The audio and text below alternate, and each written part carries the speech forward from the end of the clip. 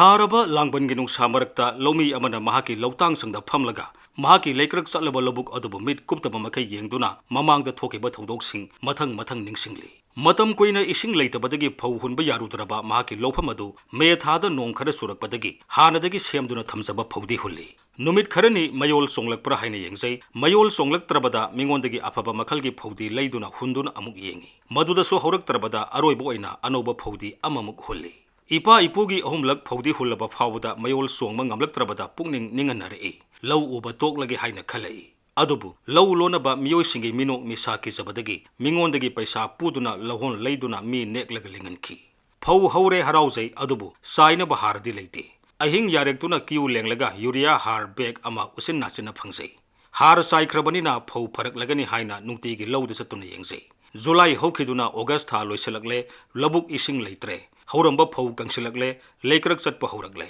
Mahak Yumda Hanseningtre Tainapam Leitabana Isorbu Warauragli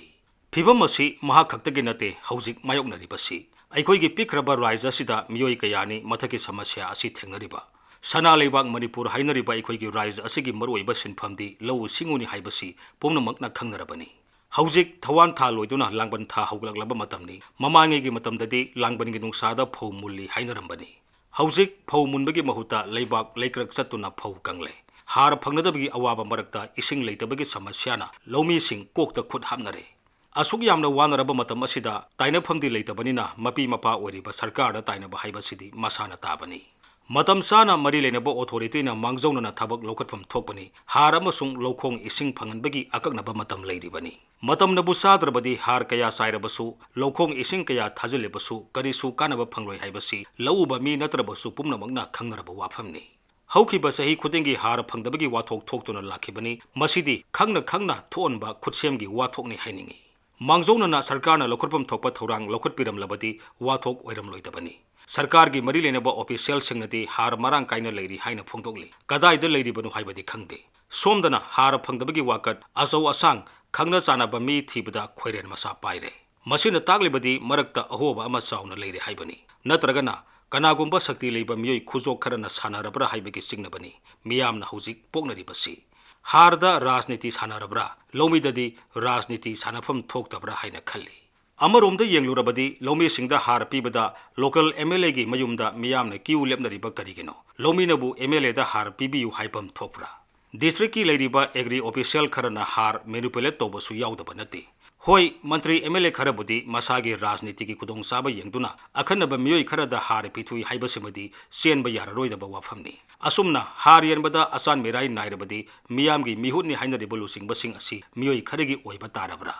Manipurda har mangbagi wari mamang tagtagi taduna lagli ngasi sutari harbu hekta mangba yaba pola kadai da mangkrabage masigi asum arangi wapam khudingmak marik sumna khangba mi kharadi soidan leigani haujik miyamna yamna kanna ngangri basi mangkhriba har adu popi pambi thabada season nakrabra haibasini karigumba wafam asina asumba oirabadi war on drugs thaurangi wanthok leiribra mari lenaba singna sengdorpa sumgani Manipur Mahausa Lairembina Yamnasu Sadaba Yamnasu Ingdaba Nong Sang Naina Marang Kaina Super Raisa Ama Oina Sembirami Adubu Malemgi Oina Aing Asagi Khal Kairakpadagi Nongzo Nongsa Aing Asa Hausik Mathong Kankitre Nong Sugudaba Matamdana Nong Sudaba Nong Suroidaba Matamdana Nong Suba Asabagi Matamna Sangsilakpa Aing Bagi Matamna Tensilakpa Hana Mahausa Digi Lerakpa Mahausa Digi Labuk Thaduna Longnaramba Mahi Marong Sing Hausiki Matamga Sanadre Pumon Onkre Hausik Manipur ge ayamba lofam kangnare mafam kharadadi ikanga manaba phibamda leire mamang sei singda sarkarna subcommittee semduna lauba yaba mafam singda koina satuni yengsilami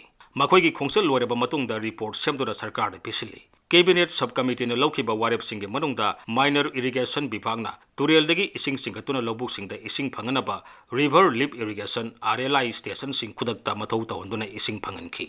RLI gi pambaina ising yahunba ngamlaroidaba lofam sing lau singu bibhagna khangdoklaga phauna taba atai mahi marong thana bakhanganki handaki sahigi oinati madusu takhidre lomi singna thengnariba samasya asi tasengna subham thokpa nonggi sangdagi hantana subadagini Directorate of Environment and Climate Science dagi phangba data gi matungina haukiba sahi Maikeiromdasu asida July thada nong millimeter sani humphumanga gi sangda suduna lakhibani adubu handaki sahi gi oinadi July thada sumnagi millimeter sama kunithai khaktamak nong sukhi masina maram oiraga Manipur gi yamlaba lofam pari lising kaya amarom low lokloi dauri ꯂꯧ ꯎꯖꯔꯒ ꯃꯆꯥ ꯃꯁꯨꯁꯤꯡ ꯃꯍꯩ ꯃꯁꯤꯡ ꯇꯝꯍꯟꯕ ꯏꯃꯨꯡ ꯃꯅꯨꯡ ꯄꯨꯕ ꯑꯃꯗꯤ ꯆꯍꯤ ꯑꯃ ꯆꯥꯅꯅꯕ ꯐꯧ ꯂꯦꯞꯁꯤꯟꯒꯗꯕ ꯑꯗꯨ ꯍꯟꯗꯛ ꯆꯍꯤꯒꯤ ꯑꯣꯏꯅꯗꯤ ꯑꯔꯦꯝꯕ ꯇꯥꯒꯗꯧꯔꯤ ꯁꯔꯀꯥꯔꯅꯗꯤ ꯆꯦꯡ ꯂꯦꯝꯅ ꯌꯦꯜꯂꯤ ꯍꯥꯏꯅ ꯌꯥꯝꯅ ꯂꯥꯏꯅ ꯄꯥꯎꯈꯨꯝ ꯄꯤꯔꯛꯀꯅꯤ ꯆꯦꯡ ꯌꯦꯟꯕ ꯈꯛꯇꯅ ꯌꯥꯕ ꯅꯠꯇꯦ ꯍꯧꯖꯤꯛ ꯃꯇꯝ ꯊꯦꯡꯃꯜꯂꯕꯅꯤ ꯁꯔꯀꯥꯔꯅ ꯈꯨꯗꯛꯀꯤ ꯑꯣꯏꯕ ꯄꯥꯝꯕꯩ ꯑꯃ ꯁꯤꯟꯕꯤꯍꯧꯗ꯭ꯔꯕꯗꯤ ꯂꯧꯃꯤ ꯀꯌꯥ ꯁꯦꯟ ꯆꯪꯅ ꯃꯄꯥꯡꯒꯜ ꯋꯥꯕ ꯃꯈꯩ ꯂꯧ ꯎꯅꯕ ꯍꯣꯠꯅꯖꯔꯕꯁꯨ ꯃꯍꯩ ꯆꯥꯔꯔꯣꯏ ꯂꯧꯃꯤꯁꯤꯡ ꯆꯔꯥ ꯍꯦꯜꯂꯕꯗꯤ ꯁꯔꯀꯥꯔꯗ ꯑꯅꯧꯕ ꯆꯩꯊꯦꯡ ꯂꯥꯛꯀꯅꯤ ꯂꯧꯃꯤꯁꯤꯡꯅ ꯅꯣꯡ ꯆꯨꯔꯛꯀꯗ꯭ꯔꯥ ꯍꯥꯏꯗꯨꯅ ꯅꯣꯡꯊꯛꯇ ꯌꯦꯡꯂꯤꯕ ꯑꯁꯨꯝꯅ ꯁꯔꯀꯥꯔꯅꯁꯨ ꯂꯧꯕꯨꯛ ꯃꯥꯏꯀꯩꯔꯣꯝꯗ ꯃꯤꯠꯌꯦꯡ ꯊꯝꯍꯟꯅꯤꯡꯉꯤ ꯂꯧꯕꯨꯛ ꯃꯥꯏꯀꯩꯗ ꯌꯦꯡꯕꯒꯤ ꯃꯍꯨꯠꯇ ꯗꯦꯜꯂꯤꯔꯣꯝꯗ ꯃꯤꯠꯌꯦꯡ ꯊꯝꯕꯒꯤ ꯍꯩꯅꯕꯤ ꯊꯥꯗꯣꯛꯁꯤ